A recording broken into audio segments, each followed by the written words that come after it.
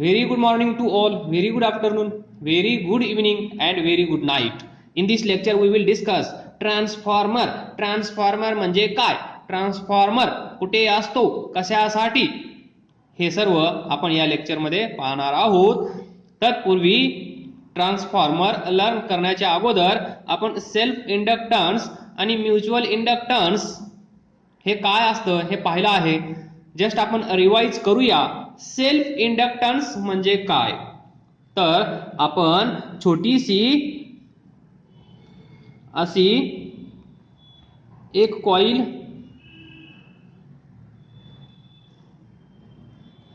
Consider केली होती.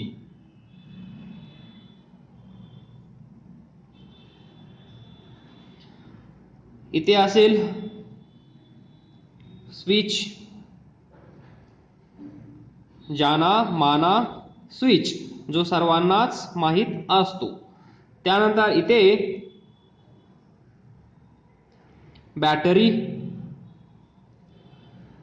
जानी मानी बॅटरी जी सर्वांनाच माहित असते. त्यानंतर इथे आपण बसवला होता रिओस्टॅट. रिओस्टॅट ही बॅटरी,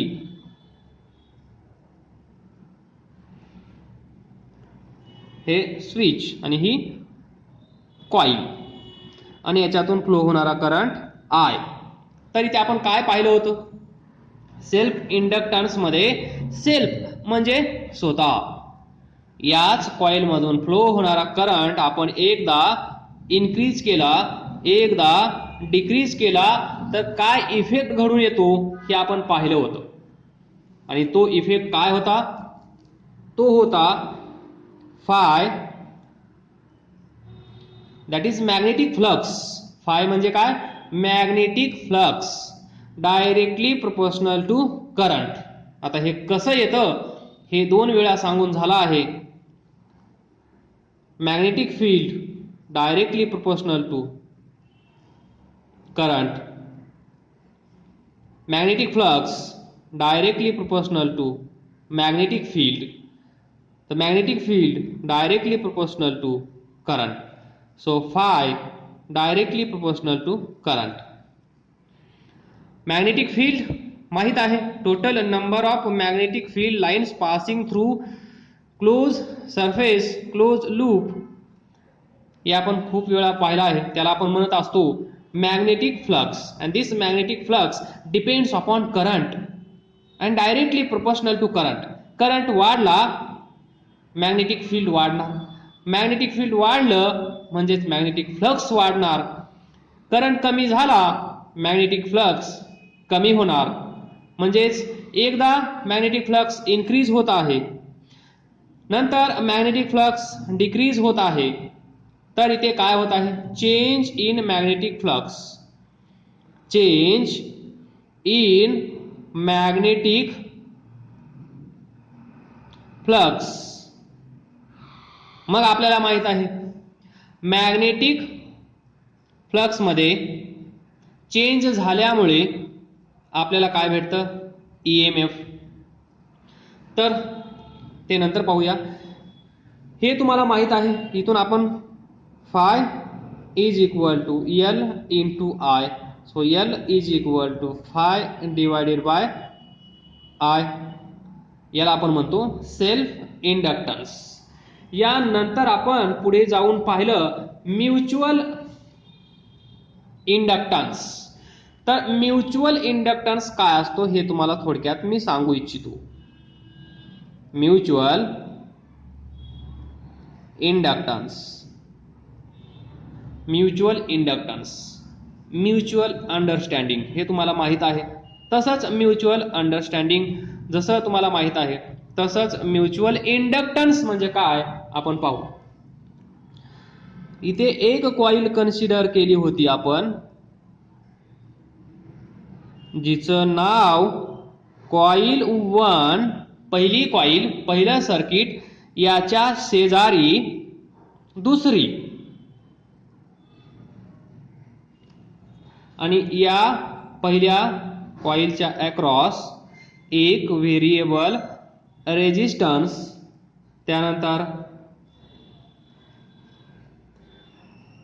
स्विच आणि नंतर बॅटरी, आणि इथे बसवला आपण गॅल्व्हॅनोमीटर, जो सांगेल आपल्याला या कॉइलमध्ये ईएमएफ तयार होत आहे की नाही, येस ऑर नो.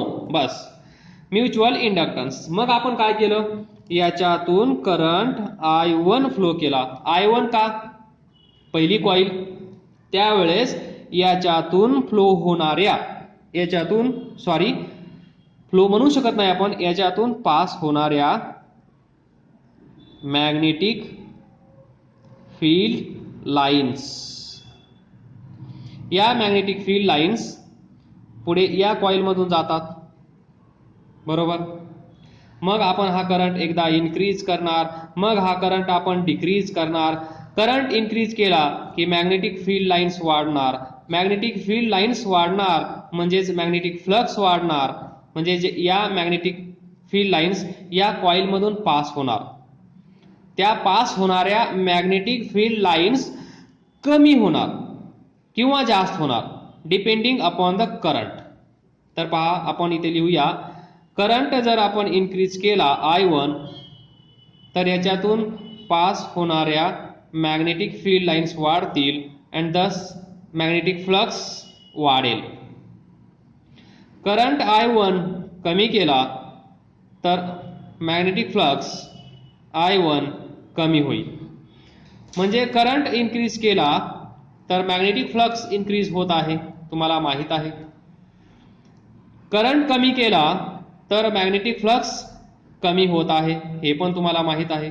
याचा अर्थ काय, मॅग्नेटिक फ्लक्स चेंज होत आहे, चेंज इन मॅग्नेटिक फ्लक्स असे इथे घडत आहे. जेव्हा जेव्हा मॅग्नेटिक फ्लक्स मध्ये चेंज होतो तेव्हा तेव्हा त्या क्लोज लूप मध्ये, क्लोज सर्किट मध्ये ईएमएफ तयार होत असतं, हे आपण पाहिलं आहे. Faraday's first law of electromagnetic induction, whenever there is a change in magnetic flux in closed circuit there is EMF. आणि सेकंड लॉ सांगतो हे EMF किती असतं, ते असतं minus of d phi by dt. या मायनस बद्दल बोलण्याची गरज नाही. वाढत असेल तर कमी करणारा, अपोजिंग नेचर, कमी होत असेल तर वाढवणारा. तर असा आपण म्युच्युअल इंडक्टन्स पाहिला आहे. तर याच्यातून जाणाऱ्या मॅग्नेटिक फील्ड लाइन्स म्हणजेच मॅग्नेटिक फ्लक्स आपण कन्सिडर करू φ2. इथे असेल φ2. मग याचा म्युच्युअल इंडक्टन्स M2. मग हे तुम्हाला काय भेटलं होतं, तर दिस φ21 magnetic flux linked with coil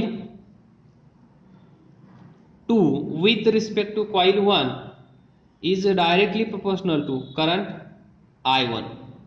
मग इथून आपण काय लिहिलं, φ21 is equal to M21 into I1. This is mutual inductance. M21 is equal to φ21 divided by I1. आणि पुढे जाऊन आपण प्रायमरी आणि सेकंडरी याच्यामध्ये पण हे डिस्कस केलं होतं. तर इथे पहा, मॅग्नेटिक फ्लक्स सेकंडरी दुसऱ्या कॉइलमध्ये चेंज होत आहे, करंट चेंज पहिल्या कॉइलमध्ये होत आहे. म्हणून आपण एक सप्लिमेंटरी लास्ट डेफिनेशन पण आपण पाहिली होती. एका सर्किटमध्ये चेंज होतो मॅग्नेटिक फ्लक्समध्ये आणि दुसऱ्या सर्किटमध्ये चेंज होतो करंटमध्ये. म्हणजेच इथे आपण लिहू शकतो magnetic change in magnetic flux in a secondary circuit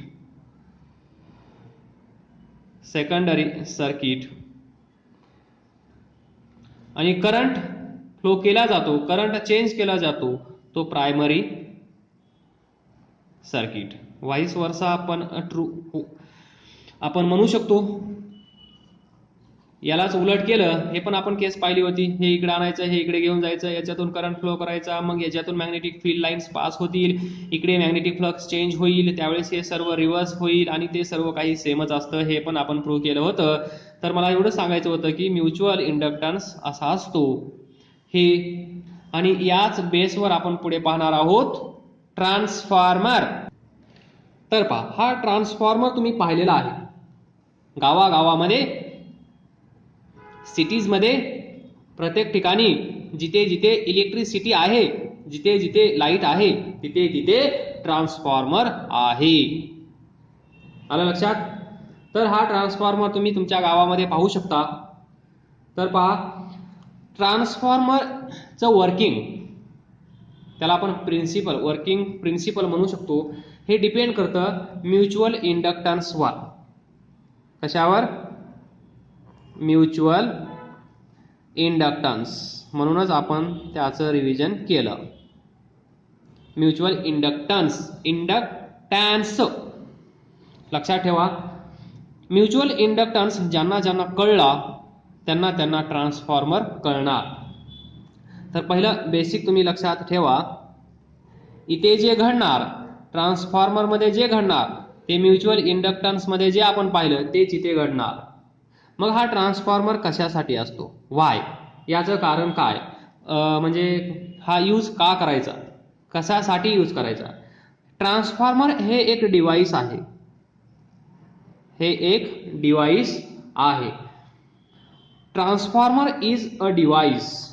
जे डिव्हाइस आपल्याला हेल्प करतं कशासाठी, फॉर टू चेंज व्होल्टेज. कशासाठी?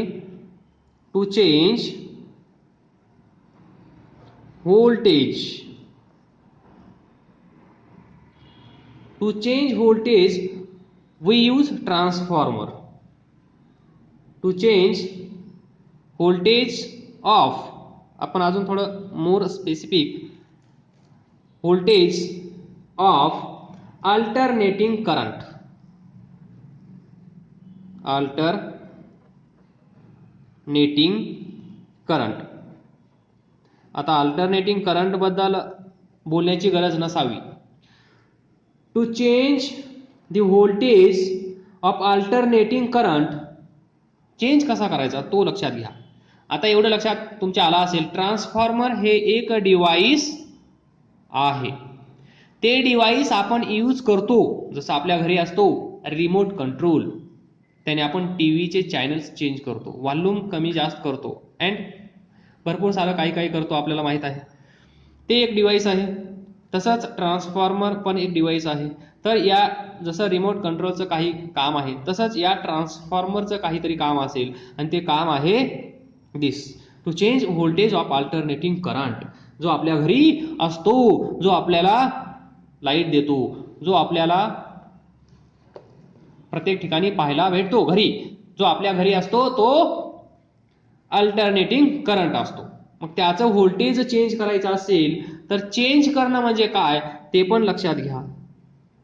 आता चेंज म्हणल्यानंतर तुम्हाला माहित आहे, जर लो असेल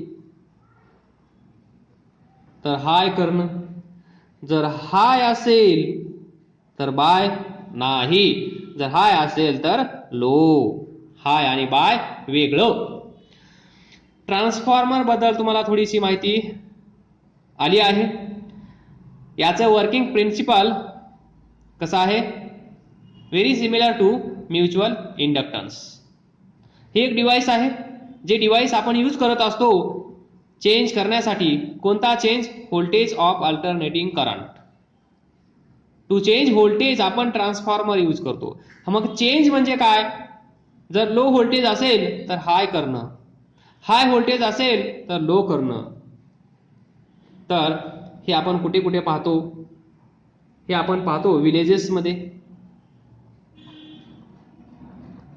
बरोबर. हे आपण पाहतो सिटीजमध्ये.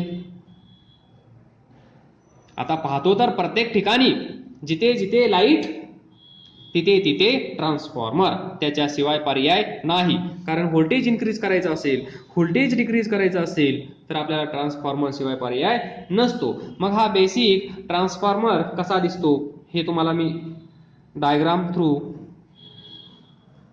इमॅजिन व्हिज्युअलाइज करण्याचा प्रयत्न करेन.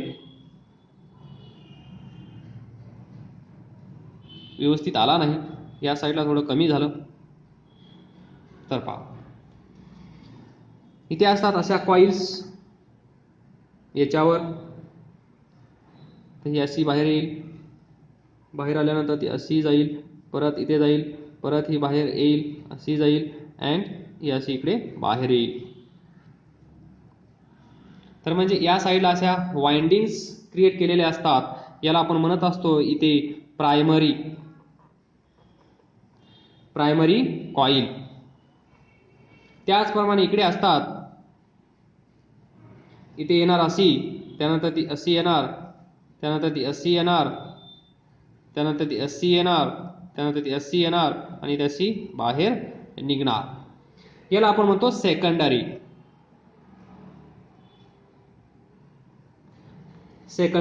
Coil. Have patience, don't lose hopes.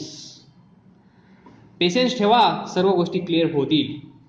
आणि ही असते आयर्न कोर. एकदम शॉर्टमध्ये आपल्याला हे पाहायचं आहे. आयर्न कोर, सायंटिस्ट सारखं सर्व काही याच्यात डिटेल्समध्ये आपल्याला पाहायचं नाहीये. एक ट्रान्सफॉर्मरची आयडिया तुम्हाला यावी, त्याच्यात काय असतं हे कळावं आणि त्याचं काम काय असतं हे कळावं, हा माझा उद्देश. तर पहा, ट्रान्सफॉर्मर तुमच्या समोर आहे. ज्या ट्रान्सफॉर्मरमध्ये प्रायमरी कॉइल्स दाखवल्या आहेत, सेकंडरी कॉइल दाखवली आहे आणि त्या काय केल्या आहेत, wound on soft iron core. ही कशी आहे, soft iron core. Soft iron core, या सॉफ्ट आयर्न कोरवर अशा वाइंडिंग्स बनवल्या आहेत.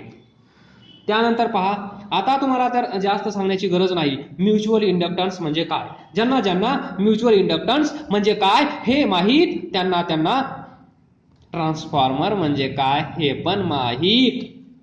तर आपल्याला काय माहीत आहे, mutual inductance, whenever the magnetic flux linked with coil changes. Whenever the magnetic flux linked with coil changes. म्हणजे काय, जिथे जिथे मॅग्नेटिक फ्लक्स मध्ये लिंक्ड विथ कॉइल चेंज होतो. तर तुम्हाला कळत असेल मॅग्नेटिक फ्लक्स म्हणजे काय, कळतंय की नाही कळतंय. हा लूप असेल, याच्यातून मॅग्नेटिक फील्ड लाईन्स जात असतील. आता 10 जात आहेत, नंतर त्याच्यातून 5 जातील, परत 10 होतील, परत 5, परत 10, परत 5. तर हा चेंज, इथे चेंज किती आहे, 10 - 5 5.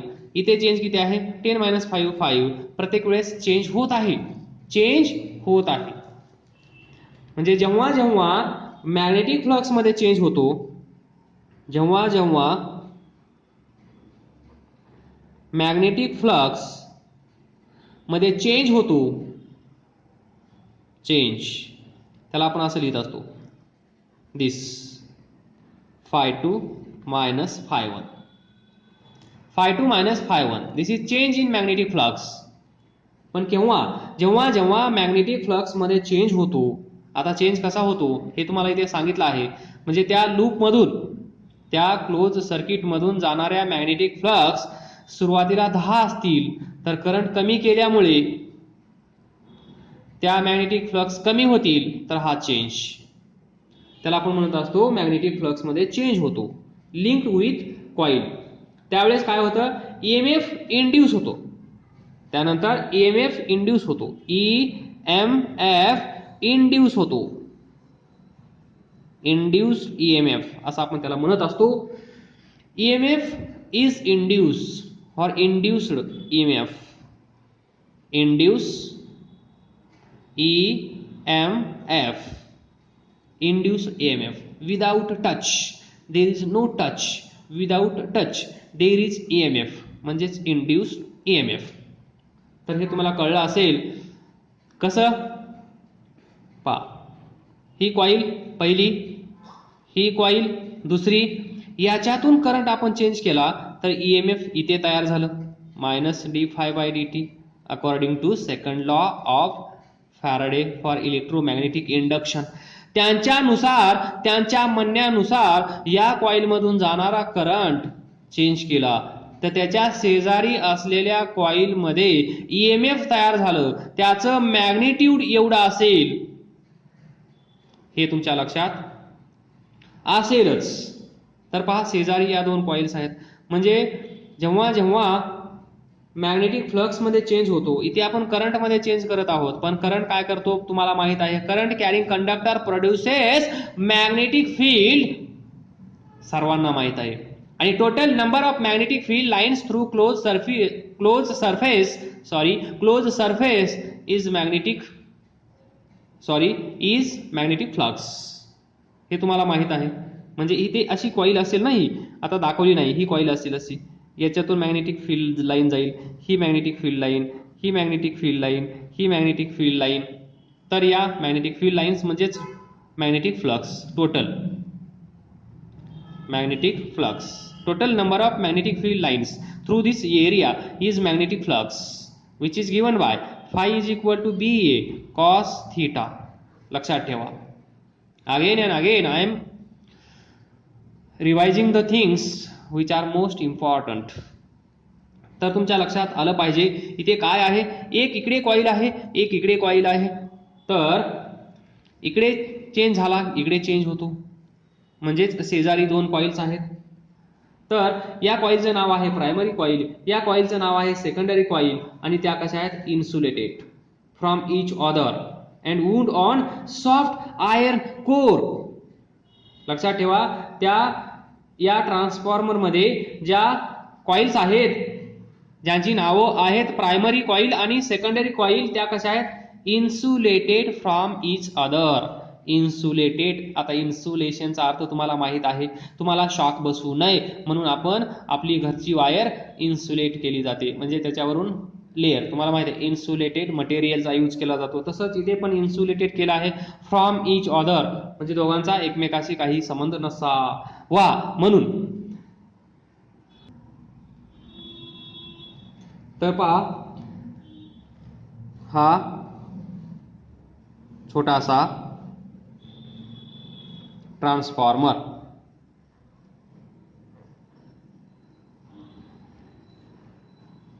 प्रायमरी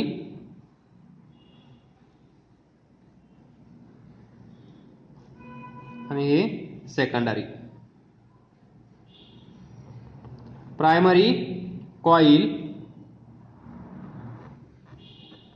सेकंडरी कॉइल, हे लक्षात ठेवा एवढं. आता पहा, when an AC voltage is applied to primary coil, या कॉइलला काय करायचं, AC व्होल्टेज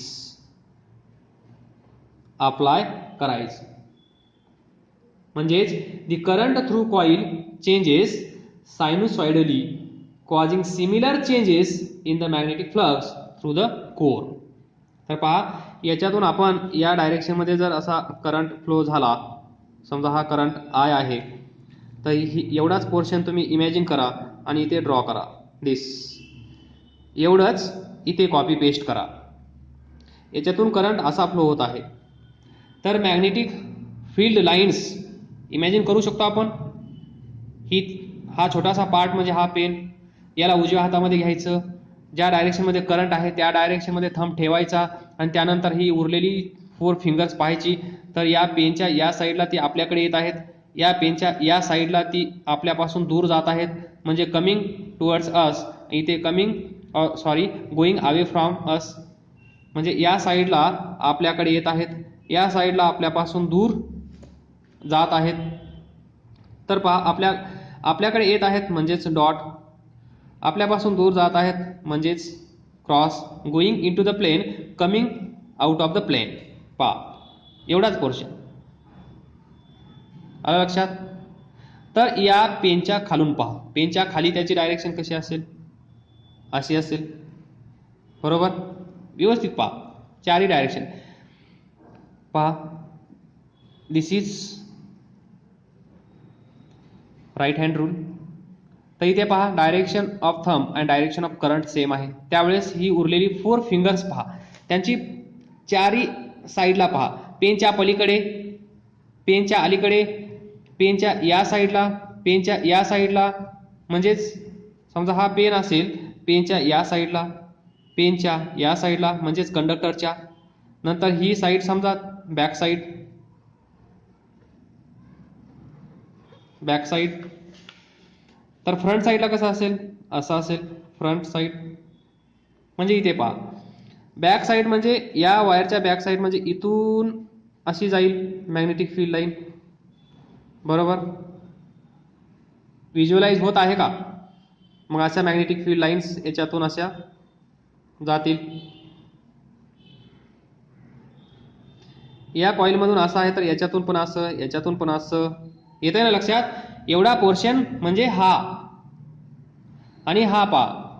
आता पहा, या हे 4 फिंगर्स म्हणजे 4 मॅग्नेटिक फील्ड लाईन्स आहेत असं कन्सिडर करा. तर पेनच्या पलीकडून ते तिकडे जात आहेत, नंतर आपल्याकडे येणार. अशा अगोदर खालून जाणार, नंतर अशा बेंड होणार आणि मग आपल्याकडे येणार.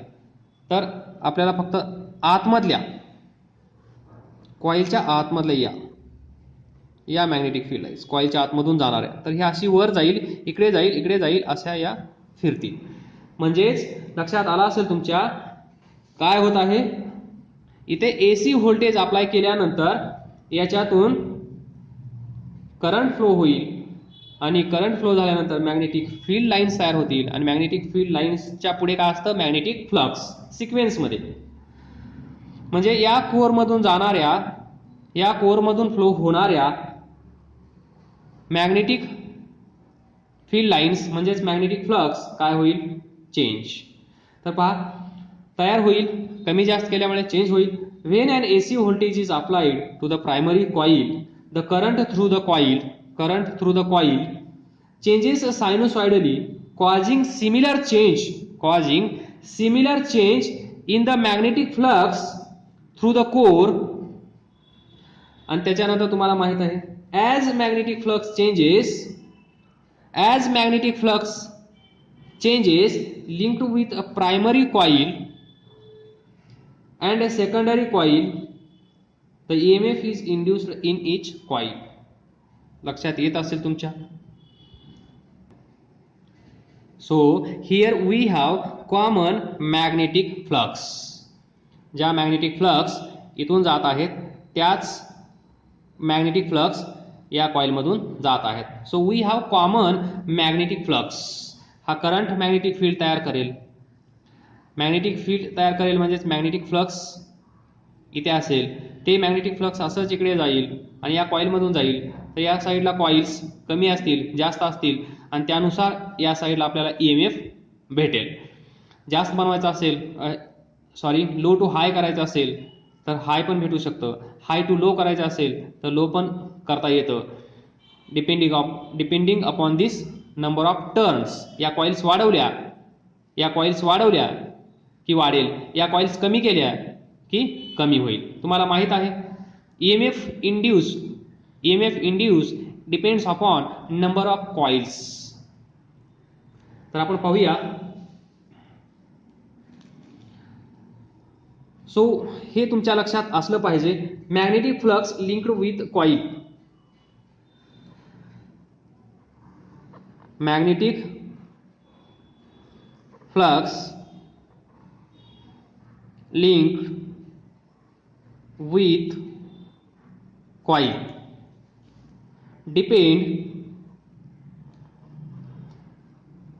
depend on the number of turns in coil. हेच तर आहे महत्वाचं. Magnetic flux linked with coil depends on the number of turns in the coil. म्हणजे इकडे कॉइल कमी असतील, इकडे कॉइल जास्त असतील तर आपल्याला आउटपुट जास्त भेटेल.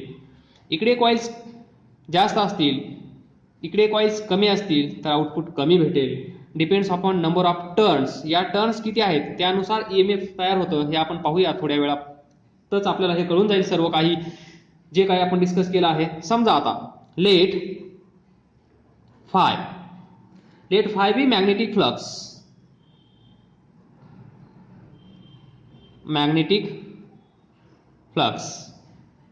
तर मॅग्नेटिक फ्लक्स तुम्हाला माहित आहे. मॅग्नेटिक फ्लक्स कुठे आहे, दिस इज मॅग्नेटिक फ्लक्स. या मॅग्नेटिक फील्ड लाईन्स म्हणजेच magnetic flux. Let phi be magnetic flux linked magnetic flux per turn. एका टर्नसाठी एवढं. 2 टर्न असतील तर 2 फाय, 3 असतील तर 3 फाय, 100 असतील तर 100 फाय, असं मॅग्नेटिक फ्लक्स पर टर्न एवढं आपण कन्सिडर करू. या साईडला पहा टर्न किती दाखवले आहेत मी. 1 2 3. इकडे 1 2 3 आणि एक चौथी इथे आहे. सो इकडे एक जास्त दाखवली आहे. तर पहा त्यानंतर आपल्याकडे प्रायमरी इनपुट या साईडला आहे म्हणून आपण याचं नाव प्रायमरी ठेवलं. आउटपुट इकडे भेटणार आहे म्हणून ते सेकंडरी. तर number of turns let NP and NS be the number of turns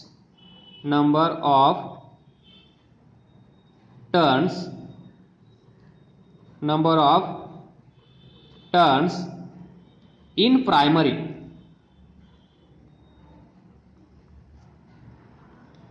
in secondary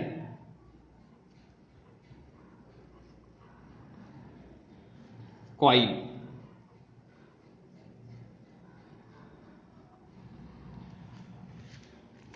NP number of turns in primary coil, NS number of turns in secondary coil. आलं लक्षात. Five magnetic flux. आता magnetic flux म्हणजे तुमच्या लक्षात येत असेल खूप वेळा डिस्कशन झाला आहे. NP number of turns, NS number of turns या प्रायमरी मध्ये आणि या सेकंडरी मध्ये. आता आपण एक इन्स्टंट कन्सिडर करूया. कुठला तरी इन्स्टंट फिजिक्स मध्ये ऍट एनी इन्स्टंट हे खूप महत्वाचं आहे. At any instant T XYZ. मग त्यावेळेस magnetic flux linked with primary coil. Magnetic flux linked with primary coil किती आहे ते आपण पाहूया. तर पहा प्रायमरी कॉइल इथे आहे. So five P magnetic flux linked with primary coil is equal to number of turns in primary coil into magnetic flux per turn. Number of turns in primary coil. या primary coil मध्ये किती turns आहेत पहा. ही एक turn, ही दुसरी turn, ही तिसरी turn, ही चौथी turn, ही 5वी, 6वी, 7वी, 8वी, 9वी, 10वी अशा टर्न्स. लक्षात आलं.